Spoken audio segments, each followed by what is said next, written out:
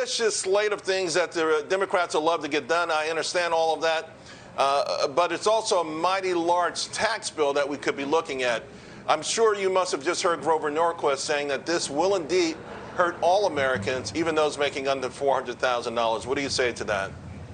That's just factually false.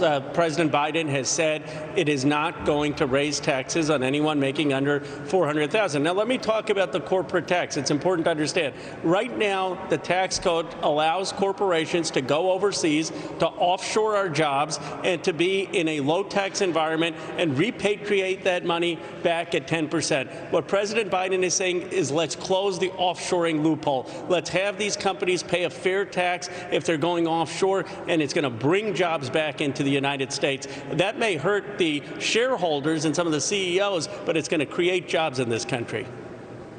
You know, ironically, President Trump campaigned on the same issue, but he tried the carrot rather than the stick approach, and it seems to have worked. I mean, companies like Apple brought a lot of money back. Their stock went through the roof. They hired more people, and it felt like a win-win.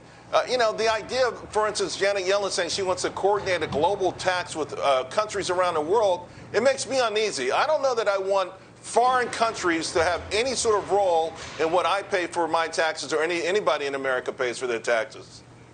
Charles, Amazon is paying 0% tax. Look, I am a fan of a lot of what Apple Computers does. It's in my district. It's innovative. But give me a break. Have they started creating jobs in Pennsylvania and Wisconsin and Ohio, as President Trump said, that they were somehow going to bring back all this manufacturing? I haven't seen it. What President Biden is talking about— 1.4 million jobs for Amazon? I mean, come on now. No, well, Apple. 1.4 million jobs?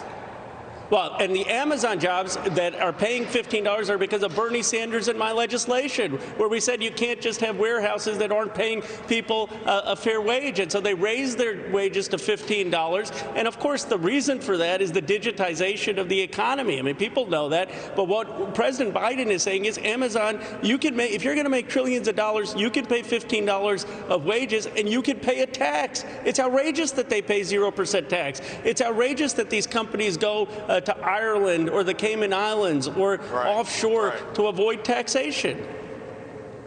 Let me ask you about the overall competitiveness of our tax code.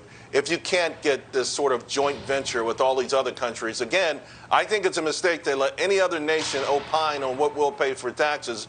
Be that as it may, I saw where blue-collar wages went up for about 18 months straight after President Trump's tax cuts went through. More than 3% year over year, more than inflation. It really felt like shared prosperity. I know that's a term the Democrats love to use. It really felt like authentic shared prosperity. Can you guarantee that with higher taxes aside from universal basic income? We're going to actually create jobs in this country. The missed opportunity for President Trump was he didn't actually invest in infrastructure. He kept talking about it, but there was no investment. Senator Schumer and I have a bill, bipartisan, by the way, with Senator Young and Representative Gallagher, to actually invest in job creation, in artificial intelligence, in clean energy, in quantum computing, and synthetic biology to outcompete with China. So the real wages, they barely moved with President Trump. There was not new high-paying jobs in places left behind. President Biden is actually going to deliver on what President Trump promised. I got 30 seconds. Do you think that you should suggest to your Democratic colleagues to have a pure infrastructure play that is bipartisan, rather than trying to sneak other things in there, including onerous tax hikes? Maybe address that separately. Well, first of all, we do have a bipartisan bill, Senator Schumer and mine, which is infrastructure. It's modern technology infrastructure. In terms of the broader infrastructure package, if the Republicans would commit to serious investment in clean energy and new airports and new smart grid, I'm open to working with them and open to looking at all avenues. But they have to be willing to commit.